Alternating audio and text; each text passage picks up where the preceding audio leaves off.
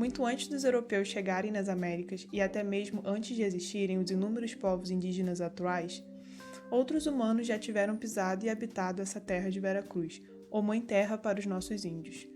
Bem antes da domesticação de plantas e animais e convivendo com animais assustadoramente gigantescos, essas pessoas venceram os desafios e por aqui, onde hoje chamamos Brasil, o fizeram seu habitat. E aqui deixaram suas marcas para as futuras gerações. Isso aconteceu há milênios atrás e cá estamos diante desses vestígios, e cabe a nós preservar, proteger e divulgar a importância desses achados arqueológicos.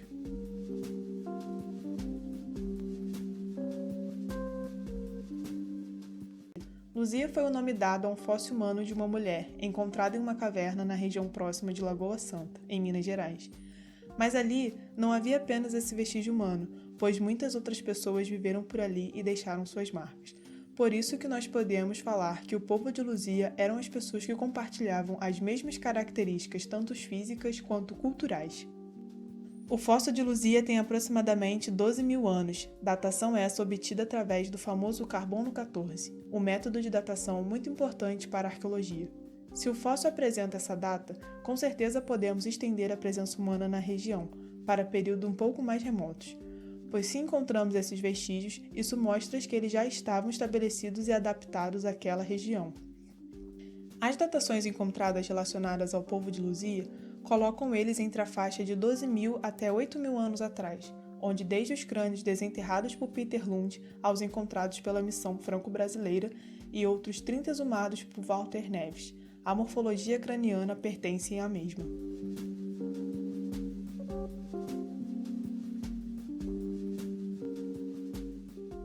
A região de Lagoa Santa e arredores, localizada no estado de Minas Gerais, é muito conhecida pela grande quantidade de cavernas, com milhares de vestígios humanos, assim como vestígios animais de dezenas de milênios atrás.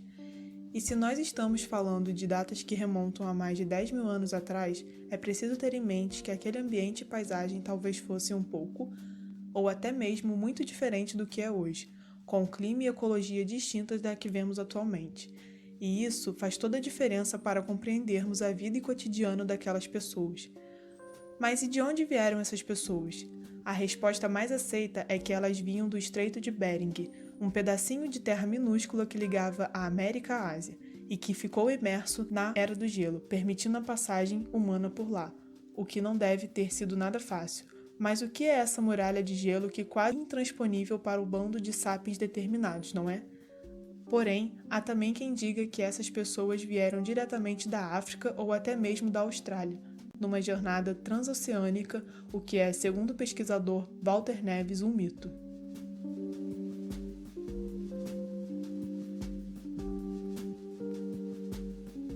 Peter Lund, um naturalista dinamarquês, já havia no século XIX exumado 17 crânios na região, onde chegou a aventar a possibilidade da convivência desses humanos com a megafauna pleistocênica da região. Megafauna pleistocênica são animais de grande porte, como as preguiças gigantes, que são do tamanho de um elefante, ou também os giptodontes, que eram os tatus do tamanho de um fusca. Parece bizarro, mas encontramos muitos desses fósseis em Lagoa Santa. Após Peter Lund, a região foi visitada e escavada por inúmeros outros cientistas, como a missão franco-brasileira em 1970, que teve nomes relevantes para a arqueologia internacional, como Annette Ampère, a responsável por encontrar Luzia numa caverna denominada Lapa Vermelha IV, a 11 metros de profundidade, na cidade de São Leopoldo, em Minas Gerais. A princípio, esses esqueletos e crânios não chamaram tanta atenção e ficaram por décadas deixados de lado no Museu Nacional. Porém, a partir de 1990, com o bioantropólogo Walter Neves, que teve acesso aos achados de Peter Lund e da missão franco-brasileira, ele acabou aprofundando esses estudos e propôs a interpretação relevante desses vestígios.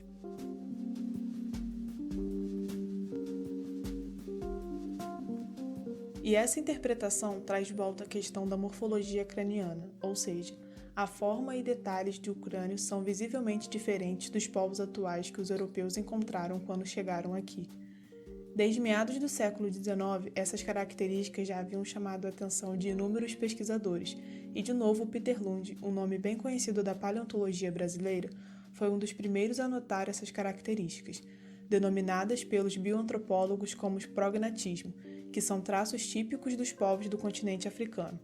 Por isso, o povo de Luzia, além de ser como Luzia, o registro mais antigo das Américas, é também o povo que difere bastante dos atuais, mostrando que a chegada dos humanos nas Américas não haveria se dado de uma única vez, mas sim que haveria pelo menos 2 levas migratórias da Ásia para as Américas e que o povo de Luzia é apenas uma peça desse quebra-cabeça da chegada dos humanos no continente americano. Porém, não se engane, as interpretações desses dados ainda estão a todo vapor, e pesquisas mais recentes apontam que o povo de Luzia e os povos nativos atuais seriam descendentes do mesmo povo.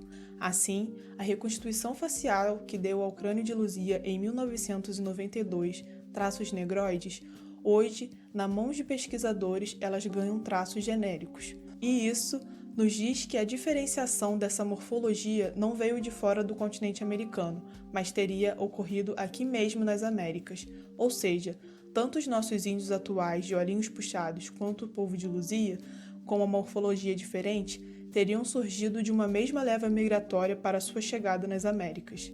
E mesmo essa interpretação é questionada por outros pesquisadores.